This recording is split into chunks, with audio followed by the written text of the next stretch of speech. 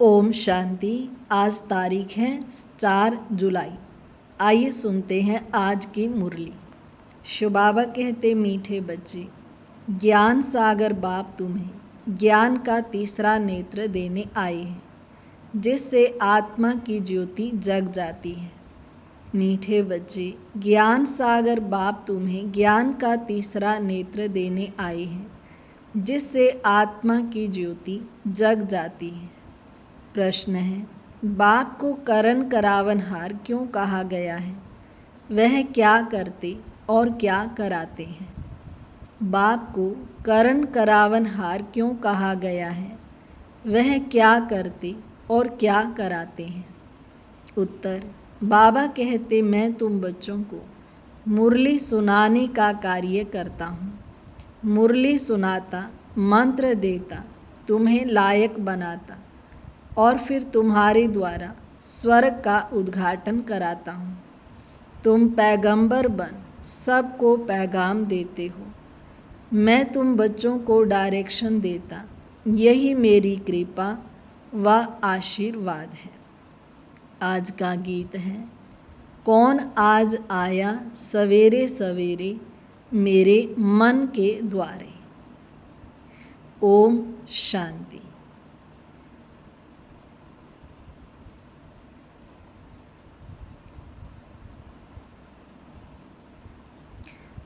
बच्चों ने गीत सुना। हम बच्चों को सवेरे सवेरे जगाने कौन आया है? जो हमारा तीसरा ज्ञान का नेत्र एकदम खुल गया। ज्ञान सागर परम पिता परमात्मा द्वारा हमारा तीसरा नेत्र ज्ञान का खुला है। कहते भी हैं, बाप ज्योति जगाने वाला है, परंतु वह बाप है यह कोई नहीं जानते।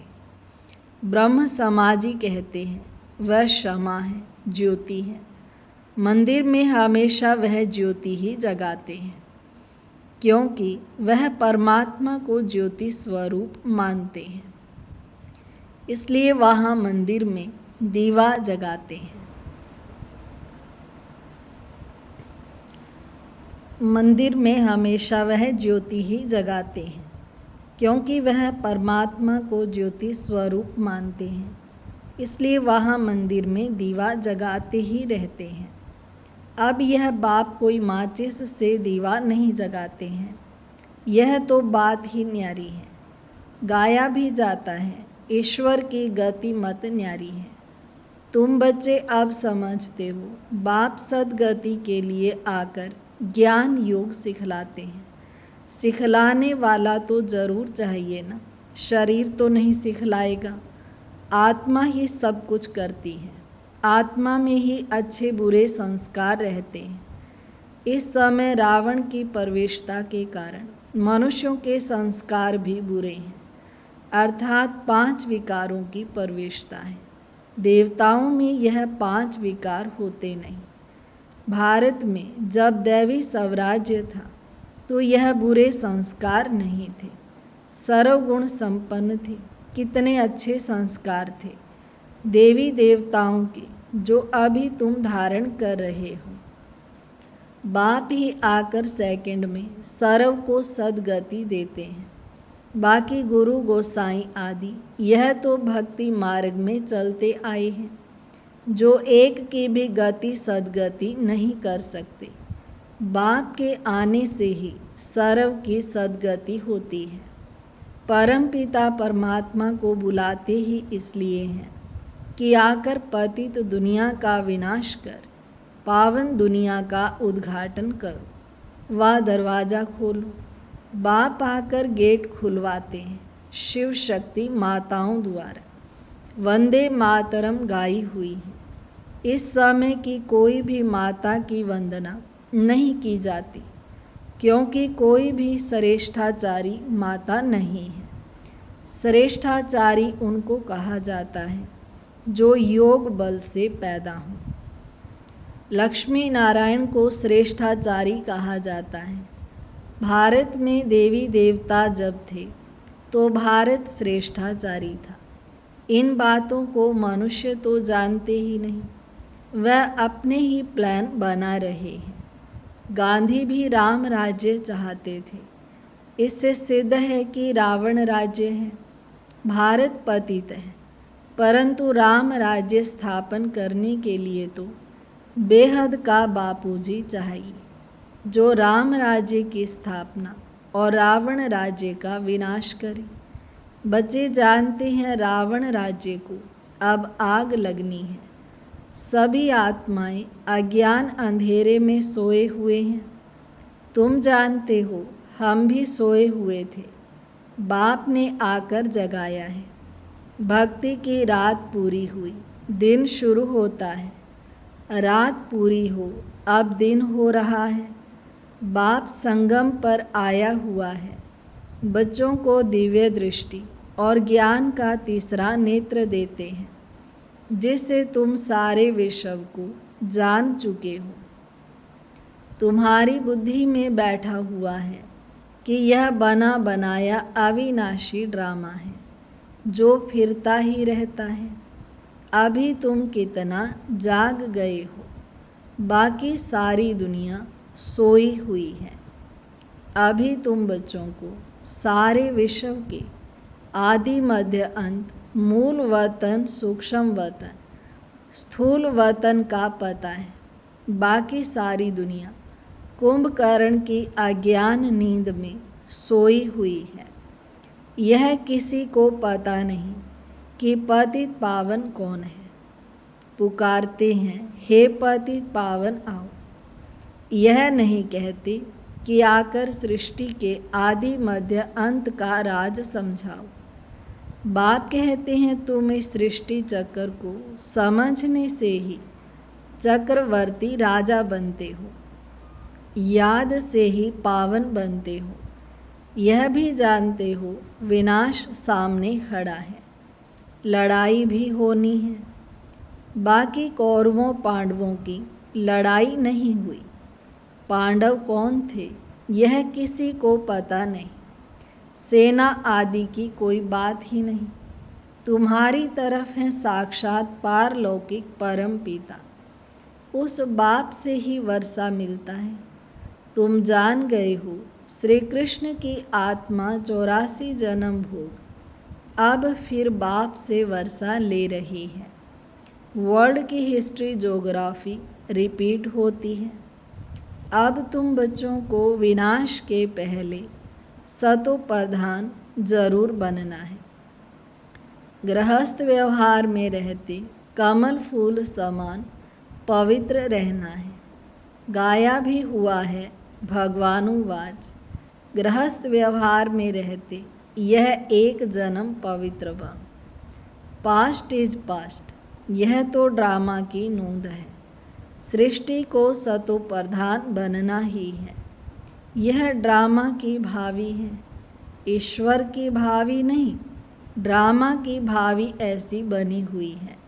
सो बाप बैठ समझाते हैं। आधा कल्प जब पूरा होता है तब बाप आते हैं। बाप कहते हैं जब रात पूरी हो, दिन शुरू होता है, तब ही मैं आता हूँ। शिवरात्रि भी कहते हैं ना, शिव के पुजारी शिवरात्रि को मानते हैं। गवर्नमेंट ने तो हॉलीडे भी बंद कर दिया है। नहीं तो कम से कम 1 मास हॉलीडे चलनी चाहिए। कोई को भी पता नहीं शिव बाबा सर्व की सदगति करने वाला है। वही सर्व का दुख हरता, सुख करता है। उनकी जयंती तो बड़े धूमधाम से 1 मास सब धर्म वालों को मनानी चाहिए। खास भारत को बाप डायरेक्ट आकर सदगति देते हैं। जब भारत स्वर्ग था तो देवी देवताओं का राज्य था। उस समय और कोई धर्म ही नहीं थे। देवताएं विश्व के मालिक थे, कोई पार्टीशन आदि नहीं थे। इसलिए कहा जाता है अटल अखंड सुख शांति संपत्ति का दैवी राज्य फिर से हम प्राप्त कर रहे हैं। बेहद के बाप से बेहद का वर्षा 5000 वर्ष पहले भी मिला था। सूर्यवंशी चंद्रवंशी राज्य में कोई दुख का नाम नहीं था। गाया भी जाता है, राम राजा, राम प्रजा, राम साहूकार। वहाँ अधर्म की कोई बात होती नहीं है। बाबा ने तुम्हें ब्रह्मा और विष्णु के बारे में भी समझाया है कि इन दोनों का आपस में क्या संबंध है। ब्रह्मा की नाभि से विष्णु निकला। यह कैसा वंडरफुल चित्र बनाया है। बाप समझाते हैं यह लक्ष्मी नारायण ही अंत में आकर ब्रह्मा सरस्वती जगत अम्बा जगत पिता बनते हैं, जो फिर विष्णु अर्थात लक्ष्मी नारायण बनते हैं। बाप बैठ समझाते हैं, जो भी चित्र आदि देखते हो इनमें कोई यथार्थ नहीं है। शिव का बड़ा चित्र बनाते हैं, वह भी अयथार्थ है। भक्ति के कारण बड़ा बनाया है, नहीं तो बिंदी की पूजा कैसे हो सकती। अच्छा, फिर ब्रह्मा विष्णु शंकर के लिए भी समझ नहीं सकते। त्रिमूर्ति कह देते हैं, ब्रह्मा द्वारा स्थापना, विष्णु द्वारा पालना। यह भी कहते हैं ब्रह्मा तो स्थापना करते नहीं हैं। स्वर्ग की स्थापना ब्रह्मा करेंगे? नहीं, स्वर्ग की स्थापना तो परम पिता परमात्मा ही करते हैं। यह आत्मा तो पतित है, इनको व्यक्त ब्रह्मा कहा जाता है। यही पावन बन जाएगी और चली जाएगी। फिर सतयुग में जाकर नारायण बनते हैं, तो प्रजापिता ब्रह्मा जरूर यहाँ चाहिए ना। चित्र भी वहाँ दे दिए हैं। जैसे यह ज्ञान के अलंकार वास्तव में हैं, वास्तव में हैं तुम्हारे, परंतु विष्णु को दे दिए हैं। नौदा भक्ति में सभी साक्षात्कार होता है। मीरा का भी नाम गाया हुआ है ना। पुरुषों में नंबर 1 भक्त है नारद। माताओं में मीरा गाई हुई है। तुम अभी नारायण अथवा लक्ष्मी को वरने के लिए ज्ञान सुन रहे हो। तुम्हारा ही स्वयंवर होता है। नारद के लिए भी दिखाते हैं। सभा में आकर कहा, हम लक्ष्मी को वर सकते हैं। अभी लक्ष्मी को वरने लायक तुम बन रहे हो। बाकी वह तो सब है भक्ति मार्ग की कथाएं। बाप बैठ रियल बात समझाते हैं। लक्ष्मी सतयुग में, नारद भक्त द्वापर में। सतयुग में फिर नारद कहाँ से आया? राधे कृष्ण का ही स्वयंवर के बाद लक्ष्मी नारायण नाम पड़ता है। यह भी भारतवासी नहीं जानते। कितना अज्ञान है, अंधियारा है। बाप है कल्याणकारी, तुमको भी कल्याणकारी बनाते हैं। अब विचार सागर मंथन करना चाहिए। औरों को कैसे समझाएं? तो बाप समझाते हैं कि चित्र आदि कैसे बैठ बनाए। गांधी की नाभि से नेहरू निकला। अब कहाँ विष्णु देवता, कहाँ यह मनुष्य। इन सब बातों को तुम अब समझते हो। नंबरवार तुमको खुशी रहती है। बेहद का बाप हमको पढ़ा रहे हैं। यह तो कभी सुना नहीं था, क्योंकि गीता में तो श्री कृष्ण भगवानुवाच लिख दिया है। भगवान कब आया, कब आकर गीता सुनाई, तिथि तारीख कुछ नहीं है। कल्प की आयु ही लाखों वर्ष कह देते हैं। कोई की भी बुद्धि में आता नहीं है। अब बाप बैठ बच्चों को समझाते हैं। ब्राह्मणों का झाड़ वृद्धि को पाता रहता है। पाते पाते अनगिनत हो जाएंगे। तुम बच्चे जानते हो वर्ण कैसे पार लगाते हैं। हम ब्राह्मणों का वर्ण सबसे ऊंचे है। हम हैं भारत के गुप्त रूहानी सोशल वर्कर। परमपिता परमात्मा हमसे सेवा करा रहे हैं। हम रूहानी करते हैं, वह जिस्मानी सेवा करते हैं। तुमको कहते हैं तुम भारत की क्या सेवा करते हो? बोलो, हम हैं रूहानी सेवाधारी, स्वर्ग का उद्घाटन करा रहे हैं, स्थापना करा रहे हैं। शिव बाबा है करण करावनहार, जो करा रहे हैं वह करता भी है। मुरली कौन चलाता है? तो कर्म करता है। तुमको भी सिखलाते हैं कि ऐसे चलाओ। महामंत्र देते हैं मन मना भाव। कर्म सिखलाया ना, फिर तुमको कहते हैं औरों को सिखलाओ। इसलिए करण करावनहार कहा जाता है। तुम बच्चे भी यही शिक्षा देते हो, बाप को याद करो और वर्षे को याद करो। यही तुम बच्चों को पैगाम पहुंचाना है। ऐसे नहीं दूसरे को पैगाम दें और खुद याद में ना रहें, फिर क्या होगा? दूसरे पुरुषार्थ कर ऊंच चढ़ जाएंगे, मैसेज देने वाले रह जाएंगे। याद का पुरुषार्थ न करने से इतना ऊंच पद नहीं पाते हैं। दूसरे याद की यात्रा से पावन बन जाते हैं। जैसे बाबा बांधेलियों का मिसाल देते हैं, वह याद में जाती रहती हैं। बिगर देखे भी पत्र लिखती हैं, बाबा हम आपके हो चुके हैं, हम पवित्र जरूर रहेंगे। तुम बच्चों की है बाप से प्रीत बुद्धि, तुम्हारी ही माला बनी हुई है। विष्णु की माला और रुद्राक्ष की माला में ऊपर है मेरू। माला उठाते ही पहले फूल और 2 दाने हाथ में आते हैं, उनको नमस्कार करते हैं। फिर है माला। तुम भारत को स्वर्ग बना रहे हो, तो यह माला तुम्हारा ही यादगार है। बाप ने यह गीता ज्ञान यज्ञ रचा है, उनमें सारी पुरानी दुनिया स्वाहा होगी। बाप है मोस्ट बिलवर्ड फादर, तुमको भविष्य के लिए सदा सुख का वर्षा देते हैं। 21 जन्म के लिए जिन्होंने कल पहले वर्षा लिया है वह जरूर आएंगे। ड्रामा अनुसार बाप कहते हैं बच्चे सुख धाम चलना है तो पवित्र बनना है। मेरे को याद करो, मांगना कुछ भी नहीं है कि कृपा करो व मदद करो, नहीं। हम तो सबको मदद करते हैं, पुरुषार्थ तो तुमको करना है, आशीर्वाद की बात नहीं। बाप कहते हैं माम एकम याद करो। याद करना तुम्हारा काम है, डायरेक्शन देना यही कृपा है। बाकी तो भले खाओ पियो घूमो फिरो, तुम्हें पवित्र भोजन ही खाना है।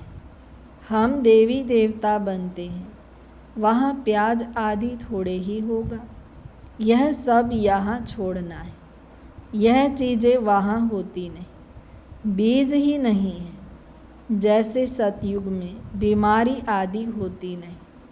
अभी देखो कितनी बीमारियाँ निकली हैं, वहाँ तमोगुणी कोई चीज़ होती नहीं। हर चीज़ सतो प्रधान। यहाँ देखो मनुष्य क्या क्या खाते हैं। अब बाप बच्चों को कहते हैं मुझे याद करो और संग तोड़ मुझ संग जोड़ो, तो तुम पावन बन जाएंगे। अच्छा, मीठे मीठे सिक्के लधे बच्चों प्रति माता पिता बाप दादा का याद प्यार और गुड मॉर्निंग। रूहानी बाप की रूहानी बच्चों को नमस्ते। हम रूहानी बच्चों की रूहानी बाप दादा को नमस्ते बाबा, नमस्ते, शुक्रिया बाबा, शुक्रिया। धारणा के लिए मुख्य सार है। पहली पॉइंट है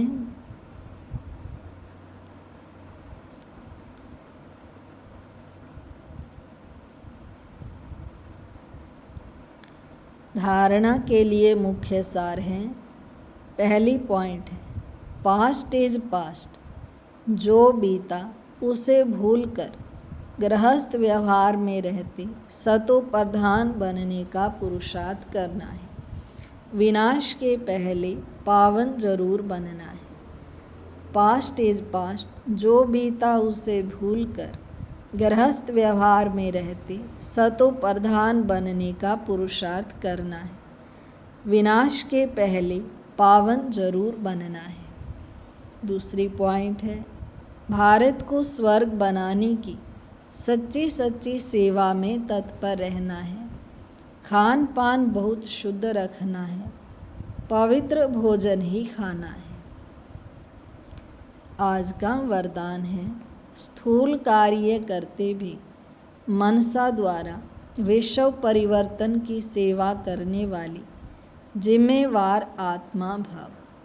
स्थूल कार्य करते भी मनसा द्वारा विश्व परिवर्तन की सेवा करने वाली जिम्मेवार आत्मा भाव।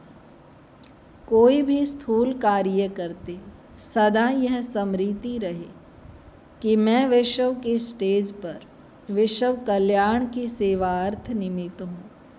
मुझे अपनी श्रेष्ठ मनसा द्वारा विश्व परिवर्तन के कार्य की बहुत बड़ी जिम्मेवारी मिली हुई है। इस स्मृति से अलबेलापन समाप्त हो जाएगा और समय भी व्यर्थ जाने से बच जाएगा। एक एक सेकंड अमूल्य समझते हुए विश्व कल्याण के व जड़ चैतन्य को परिवर्तन करने के कार्य में सफल करते रहेंगे। आज का स्लोगन अभी योद्धा बनने के बजाय निरंतर योगी बनो। अव्यक्त इशारा ज्वालामुख स्वरूप स्थिति में रह शक्तिशाली याद का अनुभव करो। ज्वाला स्वरूप स्थिति में रह शक्तिशाली याद का अनुभव करो। जैसे दुखी आत्माओं के मन में यह आवाज़ शुरू हुआ है कि अब विनाश हो, वैसे ही आप विश्व कल्याणकारी आत्माओं के मन में यह संकल्प उत्पन्न हो कि अब जल्दी ही सर्व का कल्याण हो, तब ही समाप्ति होगी। विनाशकारियों को कल्याणकारी आत्माओं के संकल्प का इशारा चाहिए। इसलिए अपने एवर रेडी बनने के पावरफुल संकल्प से ज्वाला रूप योग द्वारा विनाश ज्वाला को तेज करो। अच्छा, ओम शांति। ये है आज की मुरली। आइए अब लास्ट में 2 मिनट साइलेंस में बैठते हैं।